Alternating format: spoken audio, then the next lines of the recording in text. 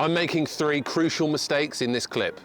If you're not sure what they are, keep watching. Today, I wanted to point out some common mistakes that new woodworkers make when using a table saw. And honestly, in the early days of owning a table saw, I made a lot of these mistakes myself, so I'm hoping that this video will act as a reminder for us all. And if you're brand new to the channel, or woodworking in general, then make sure to go ahead and hit that subscribe button. I upload weekly woodworking and DIY videos, the latest tool reviews, as well as silly little videos like this one where I'm trying to turn a penny into £1,000. Let's get into it. Starting off the list is going to be not making these very useful DIY upgrades. One of the beauties about all of these upgrades is that you just need your table saw and a few other basic tools to actually make all of them. Now, luckily for you, I do have guides on how to build all of these, and I'll make sure to link them in the description below. But just to run through them all, this is a crosscut sled, which is going to allow you to make those perfect 90-degree cuts every time with a great finish. This is a 0-degree insert, which can be placed in the top of your table saw and will prevent small pieces of timber falling down into the blade crack. This is a helpful little storage caddy, which can be used to store things like your tape measure and pencils. And my favorite, probably because it has received the most views out of any video I've released on this channel, is this router table attachment, which can be hooked up directly to your table saw. One of the big benefits of this is you do not need a separate router table in order to make those long routing cuts. I really love this, and I encourage all of you to check out that video once you're done here. The next one I see a lot of beginners will actually make cuts with the blade quite a lot higher than the thickness of the board that they are cutting, and there's absolutely no reason to do this. It unnecessarily leaves a ton of the blade exposed whilst you're actually making your cuts, which increases the chance of injury if your hand slips and there is a sudden movement in the board. And I think some people do this because they believe that the teeth on the blade need to sit above the board height, and this isn't actually true. The blade only needs to sit just above the board you're cutting. Around 1 or 2 millimeters is perfect. Now, an easy way to avoid doing this is, before you make any cut, put the piece of timber that you're about to cut alongside the blade and just go ahead and adjust it just so the blade is ever so slightly above the board that you're cutting. The less exposed blade that you have when making a cut, the better. Now, something that we've all probably tried to do before is cut a thick piece of wood into thinner strips, and there is a right and wrong way to do this. And your first thought might be to push the fence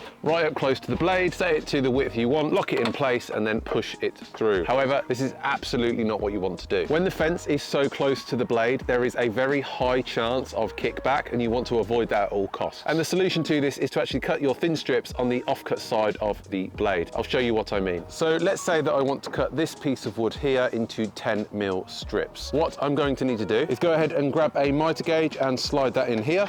Then grab yourself a scrap piece of wood that does have a straight edge. I've got one here, and you're also going to want a clamp. Then go ahead and grab yourself a tape measure and position this piece of wood the distance that you need the cut to be. So in my case, I want this to be a 10mm cut, so I'm going to position this 10mm away from the edge of that blade. Once I've got that in position, I'm going to go ahead and grab my clamp and clamp this piece of wood to the miter gauge. I can then go ahead and position my piece of wood against the stop block that I've just set up and my fence, and I will push the fence right up to it and go ahead and lock the fence into place. I then want to make sure that I remove the miter gauge totally out of position, and then I'll go ahead and make the cut.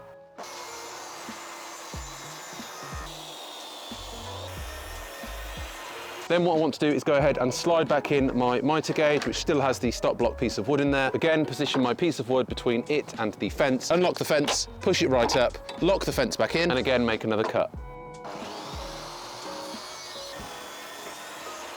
And as you can see, I've now made 2 cuts that are the exact same width without risking any kickback. Now, the term cutting freehand is used when you go to cut a board without any sort of support, meaning no fence, no crosscut sled, or no miter gauge. And in order for any cut on the table saw to be safe, you need to make sure that the board you're cutting is going through in a perfectly straight line. Even the most experienced woodworkers aren't going to be able to push a board through in a perfect parallel to the saw. What this means is the board can rotate, which will cause all sorts of safety problems. If you do find yourself going to cut a board freehand like this, stop what you're doing immediately, go sit in the corner and think about what you've done wrong. Now, I heard a rumor that if you do not click that like button, your table saw blade gets just a tiny bit duller. I don't know if it's true, but do you really want to take that chance? So give it a like just in case. The next mistake to avoid is about making sure that you're using the correct blade for whatever you're cutting. Now, generally speaking, and in the case with the DeWalt table saw, you're only going to receive the one factory blade, which does a very good job. But my advice would be, go and get yourself a 5 fine wood blade. A fine blade is going to have a lot more teeth. This is going to provide you a lot less tear out when making cuts, which does mean a nicer finish. It does mean a slightly slower cut. If you have less teeth, it means more tear out and a faster cut. I know switching out a blade on a table saw can seem like a lot of effort, but trust me, it is worth the time. The next mistake is not being at one with your table saw. And I don't mean take your table saw out for dinner or buy it fancy clothes. Learn what it looks like to make a good cut and learn what it sounds like to make a good cut. This way, if the board starts to stutter or if it sounds like something's about to go wrong, you can hit that off button before it actually does. It can be really tempting just to power through with what sounds like a bad cut, but trust me, you absolutely do not want to do that. You don't need to be the table saw whisperer. You just need to figure out what feels right and what doesn't. But hey, if you want to take your table saw on a fancy date, you go for it.